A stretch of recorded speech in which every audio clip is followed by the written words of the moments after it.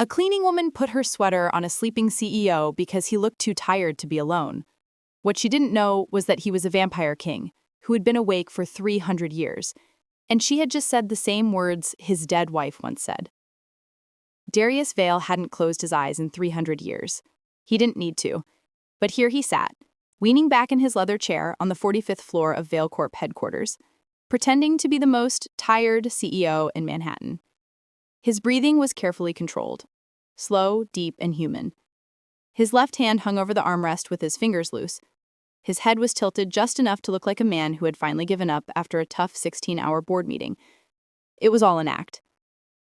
Through his barely open eyelashes, Darius watched the polished glass door of his corner office. Outside, the city sparkled like falling stars, but he kept his sharp focus on one thing. Whoever walked through that door next would show their true nature. Thieves always do, he thought coldly. For 2 weeks, small things have been going missing from the executive floor. A Mont Blanc pen, a crystal paperweight. Last Friday, a vintage Rolex disappeared from the VP of Finance's desk drawer. His HR director, Marcus, said it was one of the night shift cleaning crew, but he had no proof. Security cameras showed nothing. The thief knew where the cameras were. Darius could have simply looked into everyone's mind and forced the truth out of them. But he had made a promise centuries ago: no unnecessary mind control. Humans deserve their free will, even when they misuse it. Still, he was curious. After living through the Renaissance, the Industrial Revolution, 2 world wars, and the birth of the internet, humanity continued to disappoint him in predictable ways: greed, betrayal, violence. Maybe tonight will be different. A small voice whispered in the back of his mind. The same voice that had kept him from burning it all down decades ago. He ignored it.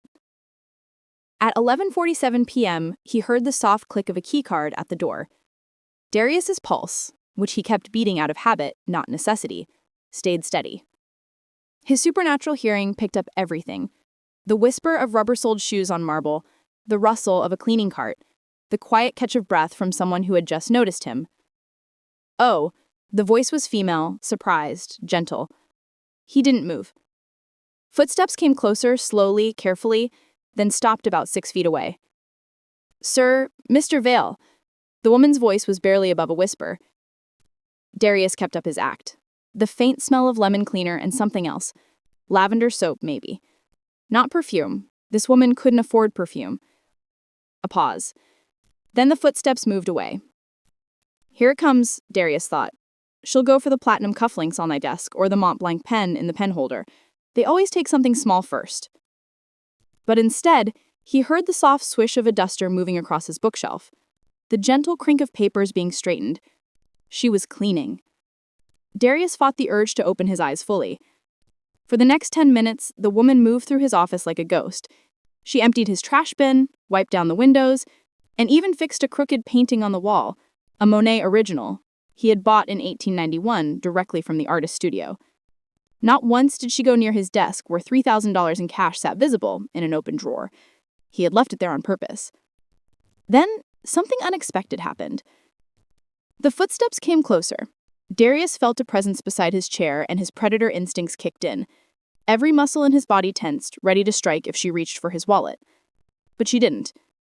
Instead, something warm and soft was draped over his shoulders.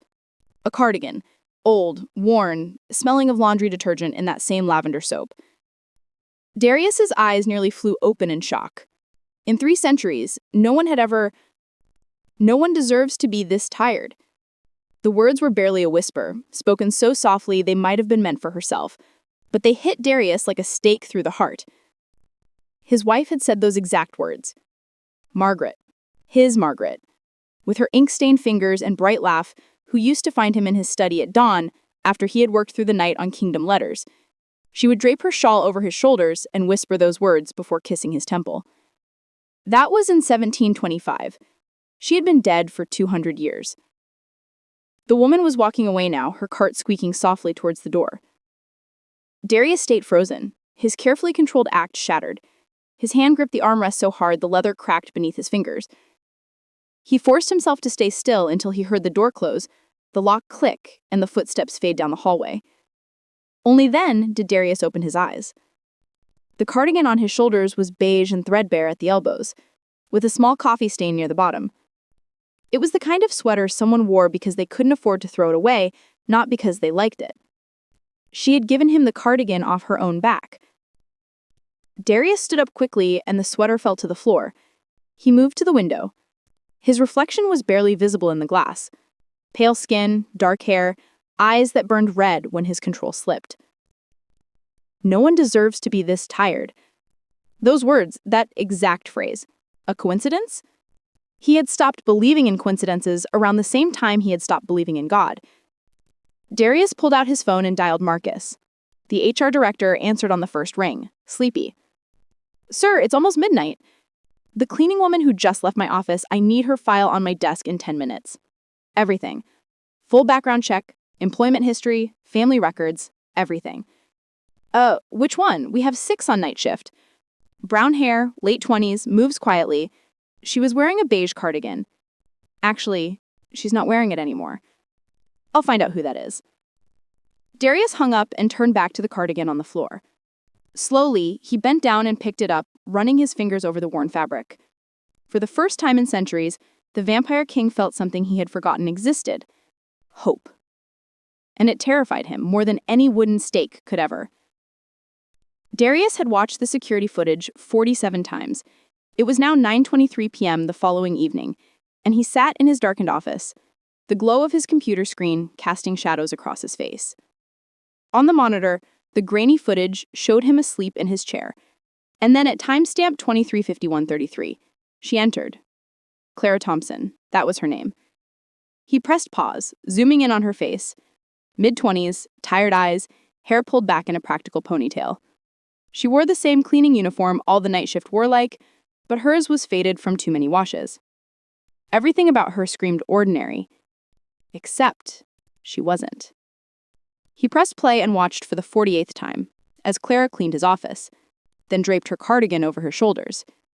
He had enhanced the audio, isolated her voice, removed every other sound until only her whisper remained. No one deserves to be this tired. He had run the audio through voice analysis software.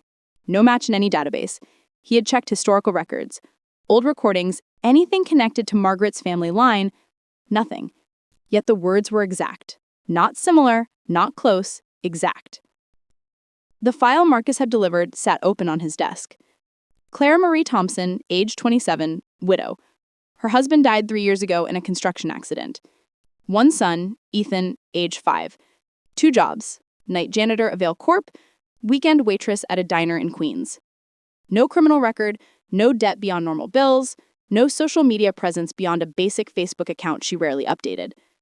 She was invisible, forgettable, perfect prey for the city. So why had she given him her cardigan? A knock at the door interrupted his thoughts. Marcus entered, looking nervous. He always looked nervous around Darius, which was smart. "Sir, you asked me to do another background check. I went deeper, talked to her references, previous employers, neighbors. Everyone says the same thing. She's kind, keeps to herself, works hard. One neighbor said Clara once paid for her groceries when her card was declined. She didn't even know the woman." Darius leaned back in his chair. Financial status. Barely making rent. Behind on utilities. Her son's school sent 3 notices about unpaid lunch fees. Marcus hesitated. "Sir, if this is about the thefts, I really don't think—" "It's not about the thefts." Marcus blinked. "Then what?" "That will be all." After Marcus left, Darius pulled up a different file, one his assistant didn't know existed. He'd hacked into the building's environmental systems, accessing biometric data the sensors collected for climate control. Heart rate, body temperature, breathing patterns. Last night, when Clara Thompson had entered his office and found him sleeping, her heart rate had been 72 beats per minute. Normal. When she had approached him, a strange man alone in a locked office at midnight, it had risen to 76. Only 76. When she draped the cardigan over him and whispered those words, her heart rate had actually dropped to 68. She had been calmer near him than when she was alone. That wasn't normal. Humans had instincts. Prey animals always sense predators. Even when Darius hid his aura completely, people felt something. A cold spot. A sense of unease. A primitive warning to run. but Clara Thompson had covered him with her cardigan like he was someone worth protecting. "What are you?" he wondered, staring at her frozen image on the screen. His phone buzzed. A text from building security. Night shift started. Cleaning crew clocked in. Darius stood, his decision made. If Clara Thompson had some connection to his past, supernatural or otherwise, he would discover it. But he couldn't do it as Darius Vale, CEO. She'd be too guarded, too careful. He needed her to see him as harmless. 20 minutes later, Darius rode the service elevator down to the basement storage level, wearing clothes he had borrowed from the maintenance supervisor's locker. Dark blue coveralls, scuffed work boots, a cap pulled low.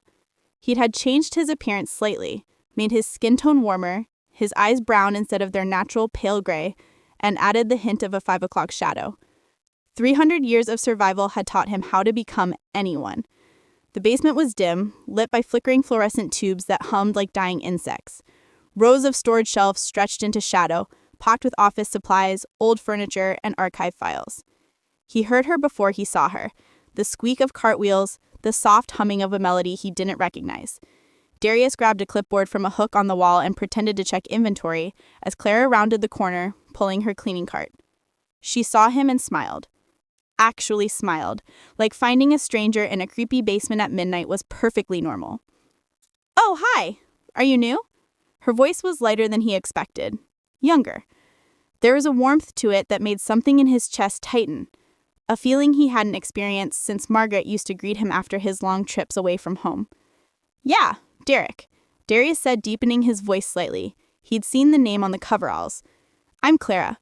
Welcome to the glamorous world of late-night building maintenance." She laughed, and it was genuine, unforced. "Fair warning, the heating system down here sounds like it's haunted around 2 a.m. I'll keep that in mind." She moved past him toward the supply shelves, and Darius caught that scent again. Lavender soap and something underneath it. Something that made his instincts go quiet. Not silent, just still. Like recognition. Clara reached for a box of trash bags on the top shelf, stretching on her toes. Without thinking, Darius stepped forward. "Let me." His hand closed over hers on the box. The moment their skin touched, Darius felt something. A pulse of something that shot up his arm like electricity. Clara gasped softly and met his eyes. For one impossible second, her brown eyes flickered gold. Then she blinked, and they were normal again. "Thanks," she whispered, taking the box. "These shelves aren't built for short people." But Darius barely heard her. His mind was racing. Gold eyes. Margaret had gold eyes in sunlight. Clara was already walking away, humming again, completely unaware that she had just confirmed his suspicion. She wasn't just connected to his past. She was his past. And she had no idea. "So, how's your son handling the move?" Darius regretted the question the moment it left his mouth. Too specific.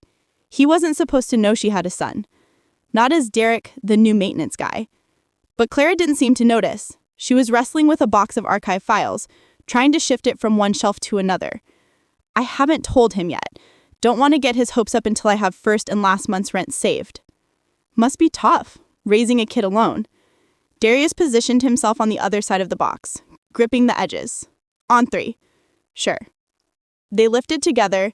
The box was heavy enough that Clara grunted with effort, but Darius had to remember to pretend it weighed something. He had carried grand pianos with one hand. "Tough doesn't begin to cover it," Clara said once they had settled the box on the lower shelf. She wiped her forehead with the back of her hand. "But Ethan's worth it. He's 5, and he still believes the world is good. I want to keep it that way as long as possible." "By moving?" "From our building." Clara trailed off, her smile fading. "There was a shooting last week, 2 blocks away. Ethan heard the sirens and asked if the police were coming to help someone. Not if someone got hurt, if they were coming to help." She shook her head. "That's the difference. You know, he still thinks help comes when you need it. And you want him to keep thinking that?" "For as long as I can afford to, yeah." Clara grabbed her spray bottle and started wiping down the shelves. "There's a neighborhood in Queens, near the park. Good school district. Rent's higher, but the landlord doesn't ignore broken locks. Kids play outside after dark. That's what I'm saving for." 2 jobs worth of saving? Claire glanced at him, and for a moment Darius thought he had pushed too far, but she just nodded.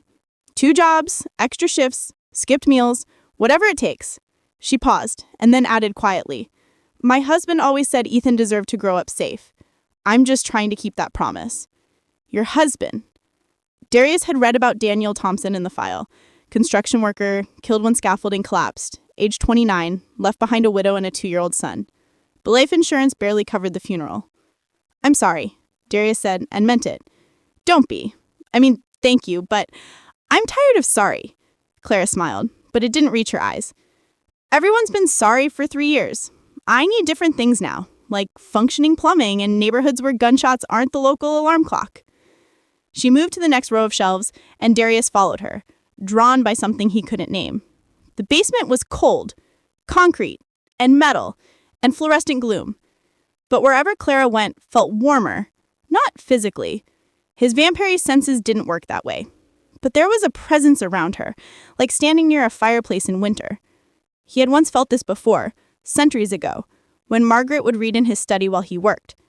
She never said much, just existed in his space, and somehow that made the darkness feel less heavy. "Can I ask you something?" Clara said, reaching for a higher shelf. "Sure." "Why maintenance? You seem, I don't know, too smart for this." "I might be exactly smart enough to know this is all I can handle right now." "That's cryptic. So is working 2 jobs and still smiling at strangers in basements." Clara grinned. "Touché." She stretched up for a box of light bulbs on the top shelf, her fingers barely grazing it. Darius reached over her, careful not to get too close, and grabbed the box. "Thanks. These are for the West Corridor. Half the lights up there are." The fluorescent tube directly above them made a sharp pop. Everything happened in less than a second. The tube exploded, raining glass and sparks. Darius's instincts kicked in before thought. He spun, wrapped his arms around Clara, and twisted so his back took the brunt of the falling debris. Glass shattered against his shoulders. Something hot, the burning filament, grazed his left forearm, tearing through the coverall sleeve. Then silence. Darius stood frozen, Clara pressed against his chest, his arms locked around her protectively. He could feel her heart hammering, 140 beats per minute now, racing with adrenaline and fear. "Are you okay?" he asked, his voice rougher than intended. Yes, I think so." Clara pulled back slightly, looking up at him. "Are you okay? That glass." But she was already looking at his arm, where the sleeve had torn. Her eyes widened. Darius followed her gaze and cursed internally. The fabric had ripped away completely, exposing his forearm, and there, visible even in the dim light, were the scars, silver lines crossing his skin in patterns that looked almost deliberate. Burn marks, old and faded, but unmistakable. The kind of scars that came from something that burned hot enough to mark supernatural flesh permanently. Sunlight. From the one time he had been careless in 1847, when he had stayed too long reading Margaret's letters after dawn. Clara stared at the scars for a long moment. Darius prepared for questions he couldn't answer. How did you get those?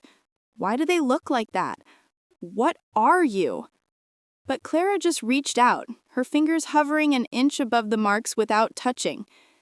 "That must have hurt once," she whispered. Not "that must hurt." Past tense. Like she understood these were old wounds, ancient pain that had long since stopped burning.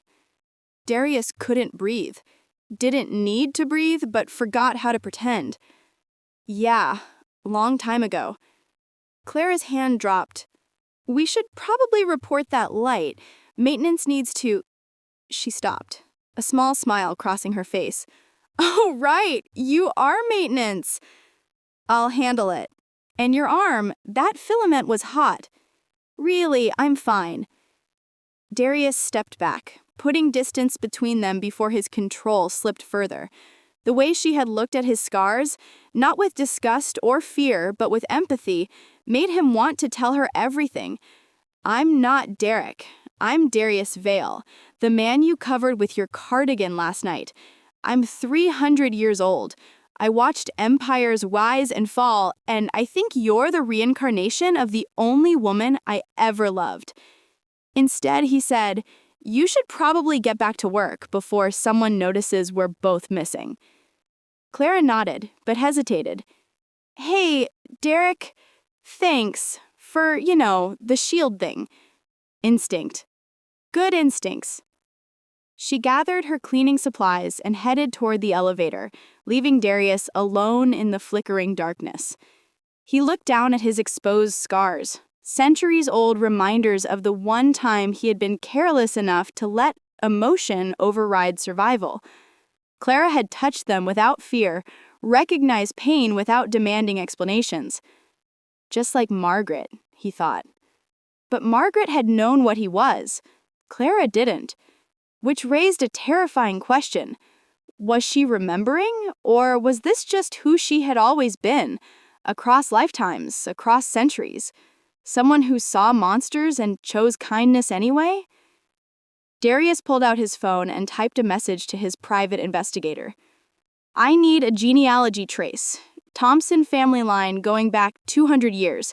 Look for any connection to the name Margaret Whitmore. He hit send and stared at the broken light above him, still sparking in the dark. Something was happening. Something that felt like fate, which he stopped believing in around the same time he had stopped believing in mercy. But Clara Thompson made him want to believe again, and that was the most dangerous thing of all. The genealogy report arrived at 3:47 a.m. Darius sat in the Vale Corp archives, a climate-controlled vault 3 floors below ground, where the company kept records dating back to its founding in 1891. He had started the business under a different name then, using wealth accumulated over centuries to build something legitimate in the New World. His private investigator, a former MI6 analyst who specialized in impossible requests and didn't ask questions, had sent a 47-page document. He opened it. Subject: Clara Marie Thompson, née Patterson. Mother: Elizabeth Patterson, née Whitmore. Maternal grandmother: Dorothy Whitmore, née Chen. Maternal great-grandmother: Alice Whitmore, née Dover. He scrolled faster, his hand steady as his mind raced. Maternal great-great-great-grandmother: Catherine Whitmore, née Ashford. Maternal great-great-great-grandmother: Margaret Rose Whitmore, née... He stopped breathing, stopped pretending to breathe. Margaret Rose Whitmore, born 1802, Yorkshire, England, married Darius Vale, 1823, died 1825. There it was, in black and white digital ink that confirmed what his dead heart had already known. Clara wasn't just like Margaret. She was Margaret's blood, direct maternal line passed down through daughters for 200 years. Darius leaned back in his chair, staring at the screen. The report continued. Note: Whitmore family records become sparse after 1892. A fire destroyed the family estate in Sussex. Census records show only one survivor, Catherine Whitmore, age 19, who immigrated to America. She arrived at Ellis Island in 1893 using the name Catherine Ashford, possibly to escape debt or scandal. Trail goes cold for several years before she resurfaces in Boston, 1899, married with a daughter. A fire. Of course there was a fire. Darius pulled up his own private records, journals he had kept written in codes only he could decipher. He found the entry from October 1892. The Whitmore estate burned last night. I watched from the hills. Margaret's family, her brother's line, gone. I should have protected them. I promised her I would watch over them, but I was in Vienna, attending to business that mattered so much less. Another failure, another promise broken. He had attended the funeral in disguise, compelling the local priest to let him view the bodies. 7 dead. But he had counted carefully. One coffin held only ash and bone fragments arranged to suggest a body that never had been there. Someone had escaped. Catherine, Margaret's great-great-niece. She had survived and vanished, erasing her identity, starting over in America with nothing. And now, 133 years later, her descendant cleaned office buildings at midnight and gave away cardigans she couldn't afford to replace. Why, thought Darius, why does the universe bring her back to me now? He had no answer, only the certainty that this wasn't coincidence. The cosmos didn't work that way, not for creatures like him who had cheated death for centuries. His phone buzzed. A text from building security. FYI, suspicious activity reported in residential area near 47th and 9th. NYPD increasing patrols. Darius checked the address against Clara's file. Her building was on 48th and 9th. Clara felt the eyes on her the moment she stepped out of the subway. It was barely 4 p.m. She had finished her diner shift early because they'd had no customers, and the October sun was already sinking behind the buildings, casting long shadows across the cracked sidewalk. "You're being paranoid," she told herself, clutching her purse tighter. "Nobody's following you." But the feeling persisted, that crawling sensation between her shoulder blades, like invisible fingers tracing her spine. She had felt it yesterday, too, when she had been walking Ethan home from school. And the day before, at the laundromat. Always the same, a presence just out of sight, watching without revealing itself. Clara quickened her pace. Her building was 2 blocks away, a 6-story walk-up with paint peeling like old skin. Not home, just the place she slept between shifts. She climbed the stairs to the 3rd floor, her keys already in hand. Ethan would be with Mrs. Chen, the neighbor who watched him after school for $20 a week Clara could barely afford. Ethan burst out of apartment 3B the moment Clara knocked. He was small for 5, with dark curly hair and eyes that saw too much. "Look what I found!" He held up something small and silver, pinched between his thumb and forefinger. "Where did you get that, baby?" "It was by our door. It was just sitting there, like someone dropped it." Ethan turned it over in his palm. "It's a bat!" "A bat?" Clara took it from him, and her breath caught. It wasn't just a bat. It was an insignia, a stylized bat with wings spread, crafted from real silver with tiny rubies for eyes. The detail was incredible, clearly antique, the kind of thing that belonged in a museum, not on the floor of a Bronx apartment building. "Ethan, you can't keep this. Someone lost something expensive." "But who? Nobody here has stuff like this." He was right. Their building was full of families like theirs, working poor, hanging on by fingernails and prayer. No one owned silver insignias with ruby eyes. Mrs. Chen appeared in her doorway, wiping flour from her hands. The old woman frowned. "No, but..." She hesitated. "This morning, very early, I heard footsteps.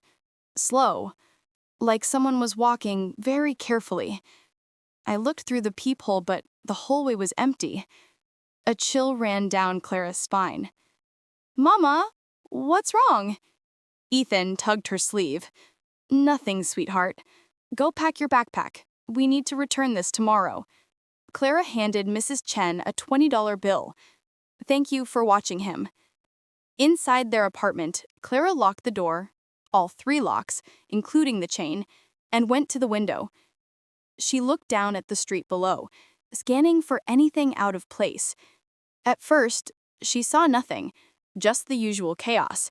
People heading home from work, a dog walker, a delivery truck. Then she saw him, a man in a long, dark coat, standing perfectly still beneath the bodega awning across the street. He was looking up, looking directly at her window. Clara jerked back, her heart racing.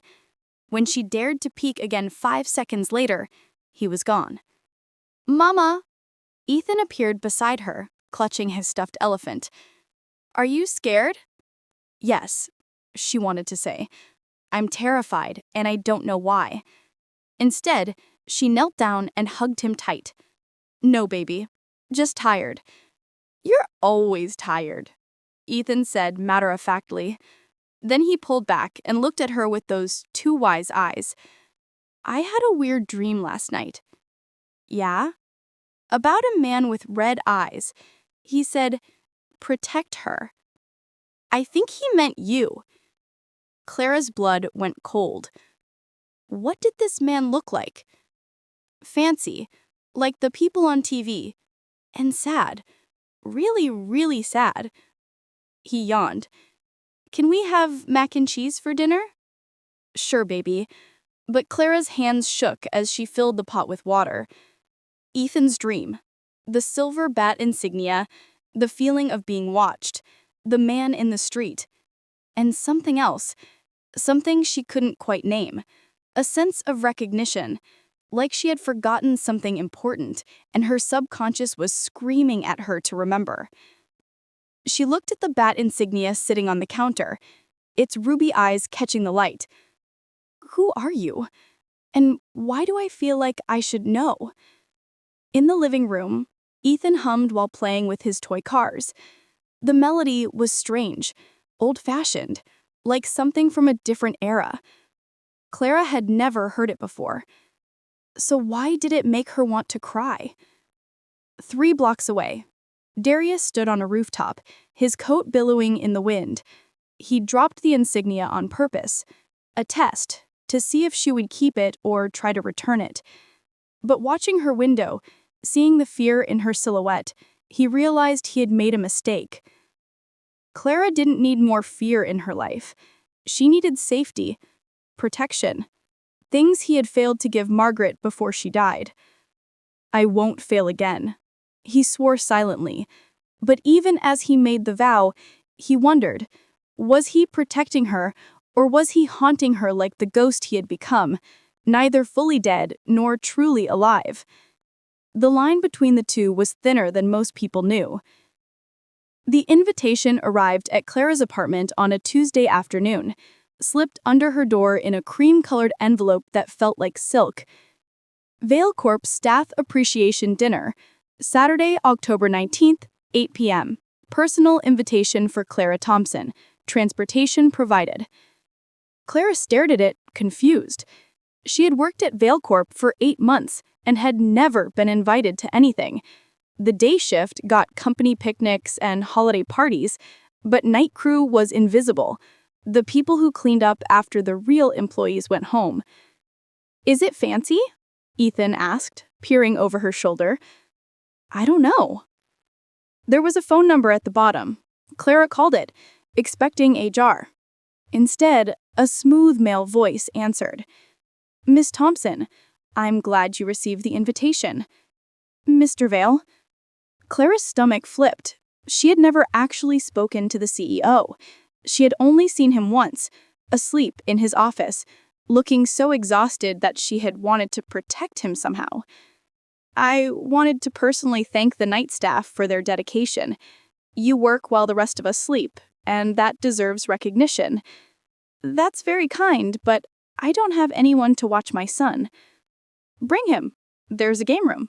He'll be well cared for. Clara hesitated. Something felt off about this, but she couldn't pinpoint what.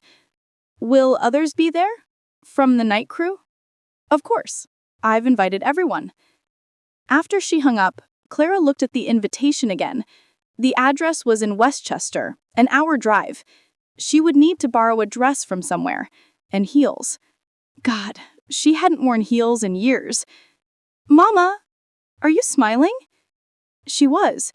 Despite the strangeness, despite the inconvenience, some part of her was excited. When was the last time someone had invited her to anything that wasn't a PTA meeting or a bill collector's office? This is stupid, she told herself.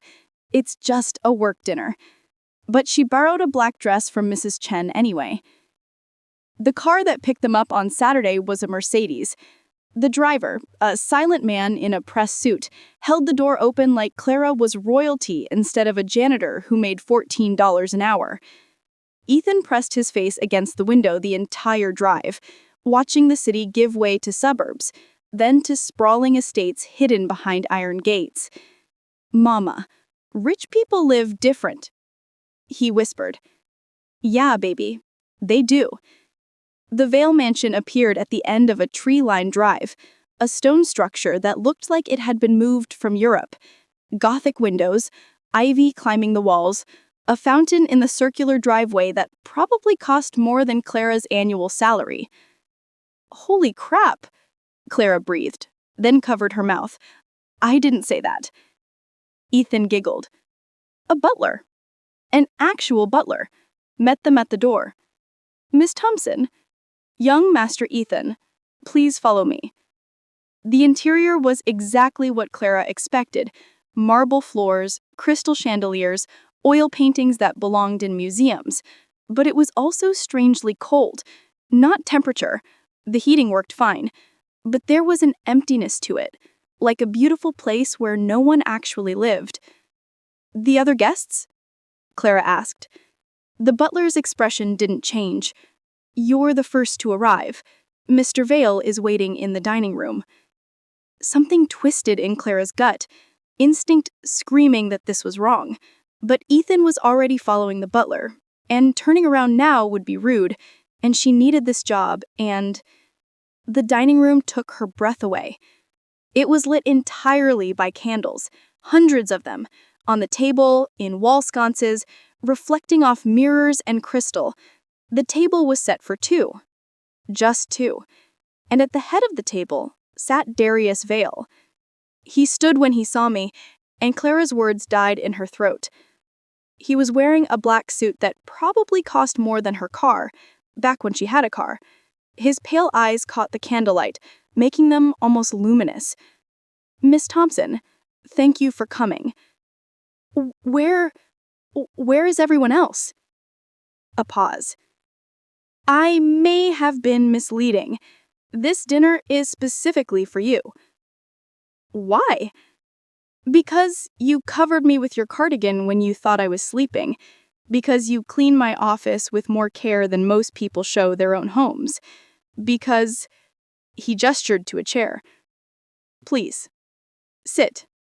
Let me at least explain over dinner. The butler had already whisked Ethan away, promising video games and pizza. Clara was alone with her billionaire boss in a candlelit mansion, and every survival instinct told her to run. But she sat. Because part of her, the part that had whispered to a sleeping stranger, the part that had covered him when she had nothing to give, that part was curious. Dinner was served. Courses Clara couldn't pronounce, wine she pretended to sip, conversation that felt like a dance where neither of them knew the steps. You asked why I invited you, Darius said, cutting into something that might have been venison. The truth is, I wanted to understand you. Understand me? You're kind in a world that punishes kindness. You give when you have nothing. He stopped, something flickering across his face. You remind me of someone I lost. Clara set down her fork. Mr. Vale? Darius, please. Darius. The name felt strange on her tongue. Familiar, somehow. I'm just a janitor who tries to be decent. There's nothing to understand. That's where you're wrong. Before Clara could respond, the lights died. Every light in the mansion went out simultaneously, leaving only the candles. Their flames danced wildly, as if responding to something outside. Power grid, Darius said, but his voice had changed, rougher. Storm must have... Then Clara saw the... Darius stood abruptly, his chair scraping back. You need to leave. Now. What? Why? Please. The word came out strangled. Clara, I need you to go. But Clara was frozen, staring at him, because in the blood moonlight she could see his face changing. His eyes were no longer pale gray. They were burning red. His skin had gone corpse white. And when he opened his mouth to speak, she saw them. Fangs, long and sharp and impossible, where his canines should be. Clara should have screamed, should have run, should have done anything except what she did. She stood slowly, her legs shaking, and whispered, You look just like him. Darius froze. What? The man in my dreams, the one I keep seeing. Clara's voice trembled. The one with red eyes who keeps saying, God, why can't I remember? Clara, I know you. The words burst from her like a confession. I don't know how I know you, but I do. When I covered you with my cardigan, it felt like I'd done it before, like I was supposed to. Tears streamed down her face. What's happening to me? What are you?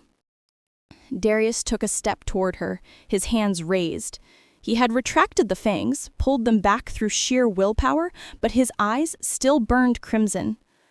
I'm the monster who loved someone like you once, and I've spent 200 years trying to forget her. Margaret, Clara whispered. Darius's face went slack with shock. How do you know that name? I don't know. Clara backed toward the door, her mind fracturing. I need to get my son. I need to leave. Clara, wait! But she was already running, her borrowed heels clicking against marble, the blood moon following her through every window like an accusation. Behind her, Darius stood alone in the candlelight, watching his past run away from him again. Clara didn't remember the car ride home. One moment she was grabbing Ethan from the game room. The next, she was locking her apartment door with trembling hands, checking the locks twice, then 3 times. Mama, you're scaring me. What happened? Nothing, baby. I don't feel well. Clara knelt and pulled him into a hug, breathing in the simple comfort of his shampoo, the cheap kind that smelled like artificial strawberries. Real, normal. Let's get you to bed, okay? But after Ethan fell asleep, Clara sat on the couch, in the dark, staring at nothing. Red eyes? Fangs? I'm the monster who loved someone like you once. It should have been impossible. Vampires weren't real. They were stories, fiction, the kind of thing Ethan watched in cartoons where the monsters were friendly and drank juice boxes instead of blood. Except she had seen his face change, seen the hunger and the pain and the recognition in those burning eyes. Margaret, she had said? Where had that name come from? Clara pulled out her phone and typed the name into Google, fingers shaking. Margaret Whitmore. The search returned genealogy records, census data, a few scattered references. She clicked on one, a digitized marriage record from 1823. Margaret Rose Whitmore married Darius Vale. June 14th, Yorkshire, England. The phone slipped from her hand. She picked it up with numb fingers and kept reading. Margaret Vale, née Whitmore, died 1825. Cause of death, fever. Survived by husband Darius Vale, whereabouts unknown. 2 years. They had been married for 2 years before she died. And somehow, Clara had known her name? This is crazy. This is impossible. But she kept searching, falling down a rabbit hole of records and archives until exhaustion finally dragged her under at 4 a.m. The dream came in fragments, pieces of a life that wasn't hers but felt more real than memory. She was in a study lit by oil lamps and a fireplace that crackled with dying embers. Her hands, not her hands, but they moved when she wanted, were ink-stained, holding a quill over parchment. You should rest. The voice came from behind her, smooth and familiar. She turned and saw him, but different. His hair was longer, tied back. His clothes were from another century. And his eyes? They were the pale gray she had seen in his office, before the blood moon turned them red. You should rest, she heard herself say. Her voice was different too, accent refined, British. So should you. You've been working since sunset. I have an empire to maintain. And I have a husband who forgets he's human. She rose from the desk. God, she was wearing a corset, layers of heavy fabric, and crossed to him. Her hands found his face, traced the sharp line of his jaw. You're cold. I'm always cold. Then let me warm you. She pulled him down to her, and when their lips met, she felt something click into place, like a key turning in a lock she didn't know existed. When they pulled apart, Darius rested his forehead against hers. His eyes had changed, burning crimson in the fireplace. She didn't flinch. You're not afraid, he whispered, wonder in his voice. Of you? Never, she smiled. You gave me peace when I had none. Why would I fear the man who taught me what love actually means? Margaret! Hush! She pressed a finger to his lips. No one deserves to be this tired. Come, Sleep beside me, just for a few hours. I don't sleep. Then pretend. For me. And he did. He lay beside her in the massive four-poster bed, her head on his chest, his arms wrapped around her like she was something precious, like she was worth protecting, like she was... Clara woke gasping, tears streaming down her face. The dream clung to her, refusing to fade the way dreams usually did. She could still feel the weight of the corset, smell the lamp oil, taste his lips. No, not my memory, not my life. But it had felt real, more real than this cramped apartment with its water-stained ceiling and neighbors shouting through thin walls. "Mama!" Clara jumped. Ethan stood in her doorway, his face pale. "Baby, what's wrong?" "I had a bad dream." He climbed onto the couch and curled into her lap, too big for this now, but she held him anyway. The man with the red eyes was there again. Clara's blood went cold. What did he say? He was sad, really, really sad, and he kept saying, "Protect her. She doesn't remember yet, but she will." Ethan looked up at her with frightened eyes. "Mama, who doesn't remember? Remember what?" Before Clara could answer, someone knocked on the door. 3 soft knocks, careful and deliberate. Clara's heart stopped. It was 6:47 a.m. No one knocked this early unless something was wrong. She settled Ethan on the couch. "Stay here." "Mama, don't!" But she was already at the door, looking through the peephole.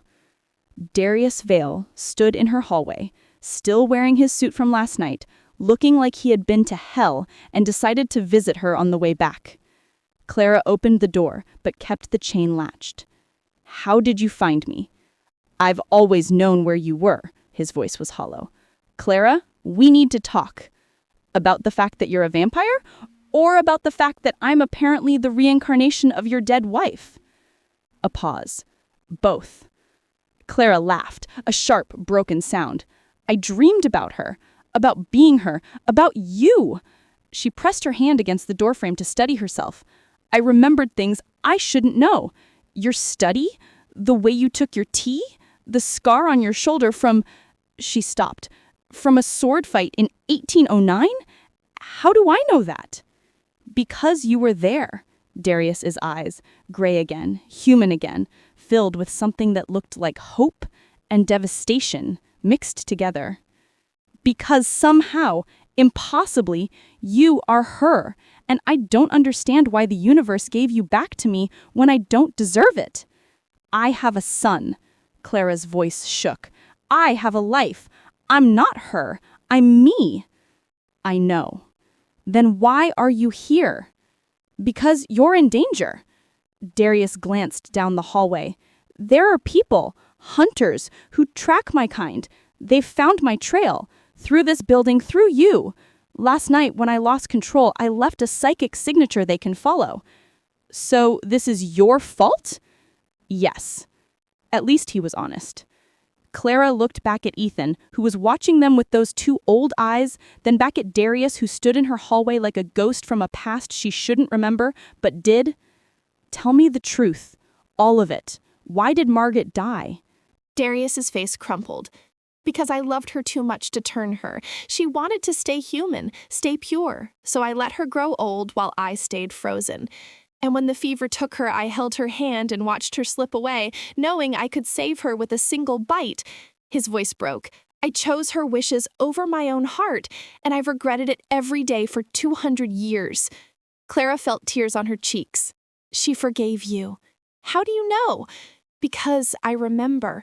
Clara touched her chest where the memory sat like a stone. Her last words. She said, "You gave me peace when I had none. That was always enough." Darius's eyes widened. "I never told anyone that, not in 2 centuries. "I know." Clara's hand moved to the chain lock. "Because I was there." She opened the door, and for the first time since Margaret's death, Darius Vale stepped across the threshold toward the woman he had loved and lost, the woman who had somehow, impossibly, come back. They ended up on the Vale Corp rooftop. Clara didn't remember Darius calling his driver or getting Ethan safely to his penthouse with a security detail, but somehow it had happened. Now she stood 45 stories above Manhattan, the wind whipping her hair, the sky bleeding from black to deep purple as dawn approached. "We have maybe 30 minutes before sunrise," Darius sighed, pacing the rooftop like a caged wolf. "The hunters, they use sunlight as a weapon. Concentrated UV grenades, phosphorus flares. They'll come at dawn when I'm weakest." "Then why are we here?" Clara hugged herself against the cold. "Why not hide somewhere dark?" "Because I needed you to see." Darius stopped at the edge, gesturing to the city spreading below them in a carpet of lights. "I built this.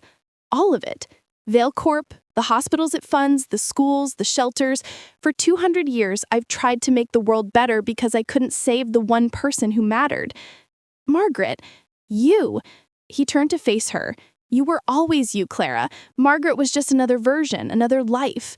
But the soul underneath, the kindness, the strength, the way you see good in broken things, that's always been the same." Clara's throat tightened. "I don't know how to be what you need. I don't need you to be anything except safe."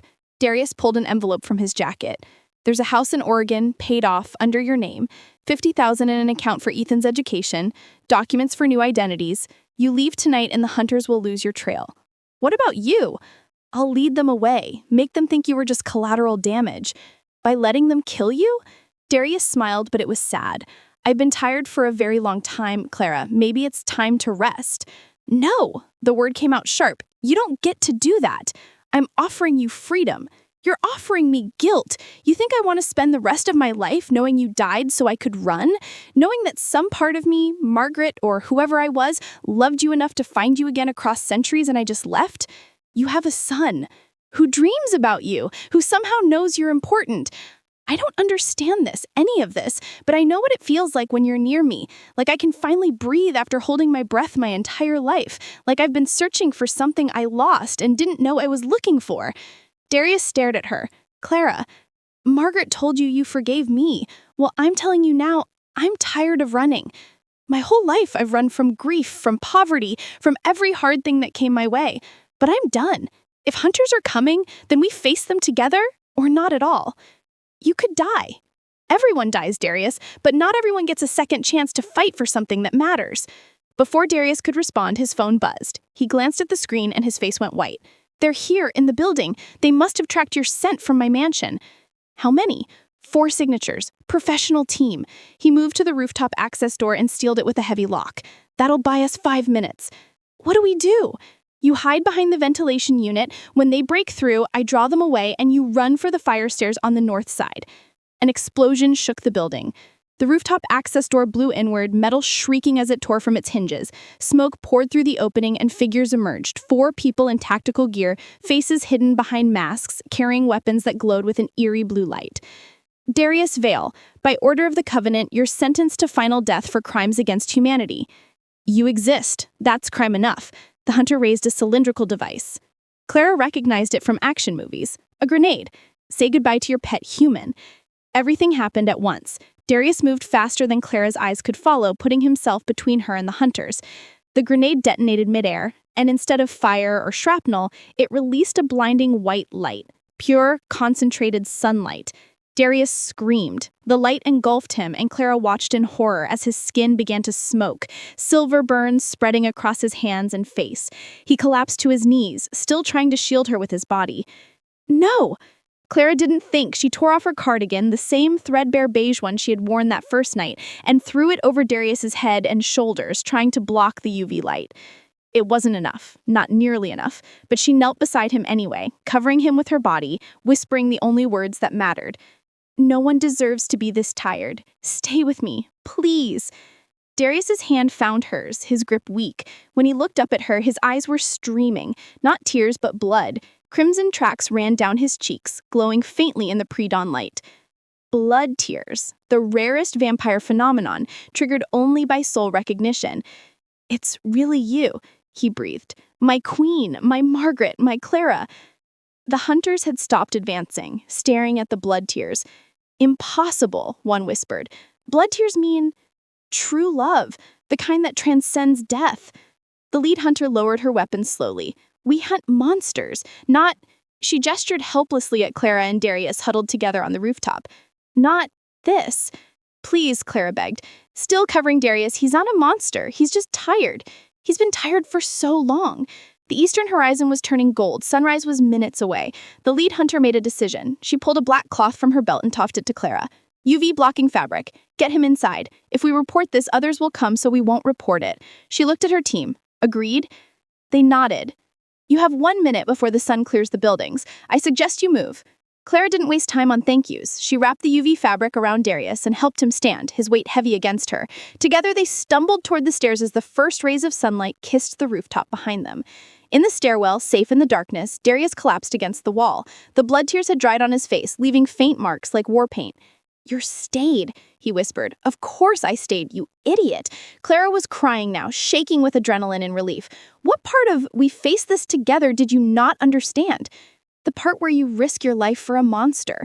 You're not a monster. You're just a man who's been alone too long. Clara cupped his burned face gently.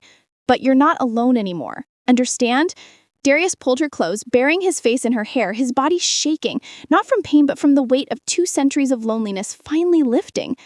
I understand. And for the first time since Margaret's death, he let himself hope that rest, real rest, might finally be possible. The cafe smelled like coffee and cinnamon rolls. Clara wiped down the counter for the 3rd time, even though it was already spotless. Nervous habit. She had opened Sunrise Cafe a week ago in a small coastal town 3 hours north of the city, a place where nobody knew her name and nobody asked questions about the sudden career change or the mysterious benefactor who had funded everything. Through the windows, she could see Ethan on the beach, collecting shells with the kind of carefree joy she had thought he'd lost forever. Here, there were no gunshots at night. No broken locks, no fear, just the endless rhythm of waves and the cry of seagulls. The bell above the door chimed. Clara looked up with her practiced smile. "Welcome to Sunrise The words died in her throat. Darius Vale stood in the doorway, backlit by the setting sun. He wore jeans and a simple black sweater, so different from his tailored suits that it took her a moment to recognize him. His face had healed completely, no trace of the silver burns that had marked him on that rooftop. But something else had changed. His eyes were warm, almost human. "Is it too late for coffee?" His voice was soft, uncertain, like he was afraid she might tell him to leave. Clara's hands trembled. She had thought about this moment every day for a week, wondered if he would come, hoped he would, feared he wouldn't. "We're open until 9, she managed. Darius approached the counter slowly, as if crossing a great distance rather than just a few feet. "Black coffee, please." Clara poured it with hands that wouldn't stay steady. When she set the cup down, their fingers brushed, skin to skin, warm to warm. "You're not cold anymore," she whispered. "No." Darius wrapped both hands around the mug, staring into it like it held answers. "I'm not a lot of things anymore." "What do you mean?" He looked up, and his eyes, those pale gray eyes she had first seen in his office, were filled with wonder. "I haven't fed in a week. The hunger, it's gone. Completely gone." He took a sip of coffee and smiled. "This is the first thing I've tasted in 300 years that didn't taste like ash." Clara's breath caught. "How?" "Your blood tears on the rooftop. They weren't just tears. They were proof of soul recognition. When you covered me, when you stayed, even though you could have run." He shook his head. "Something in me broke. Or healed. I'm not sure which. But the curse lifted. I woke up the next evening and realized I could walk in sunlight." "You can?" "Not full daylight yet, but dusk, dawn. I watched the sunset tonight for the first time since 1723. And," his voice cracked, "it was beautiful." Clara's eyes filled with tears. Darius! I tracked your scent here. I hope that's not creepy. He smiled, a real smile, boyish and uncertain. I needed to see you, to make sure you were safe and happy. He glanced out the window at Ethan. He looks good. Lighter. We both are. Clara came around the counter, unable to stay away anymore. But we've been missing something. What? You. Darius stood slowly, his coffee forgotten. Clara, I can't ask you to. You're not asking. I'm offering. She stepped closer, close enough to feel the warmth radiating from him. Actual warmth. Human warmth. Ethan asks about you every day. He says the man in his dreams is lonely. And I touched his face, traced the line of his jaw the way Margaret had in her dream memory. I remember more. Every night, pieces come back. Our life together. The way you'd read to me in your study. How you'd pretend to sleep beside me just so I wouldn't feel alone. Margaret loved those moments. I love those moments. Clara's voice was firm. I'm not just Margaret. And I'm not just Clara. I'm both. I'm all the versions of the soul that kept finding its winning back to you. And I'm tired of fighting it. You deserve a normal life. I deserve a life with someone who sees me across centuries, who loves me enough to let me go and chases me enough to hope I'll stay. She smiled through her tears. You think that's normal? Darius pulled her close, resting his forehead against hers the way he had in that centuries-old dream. I don't know how to be human anymore. Then learn. We'll figure it out together. Clara's hands found his.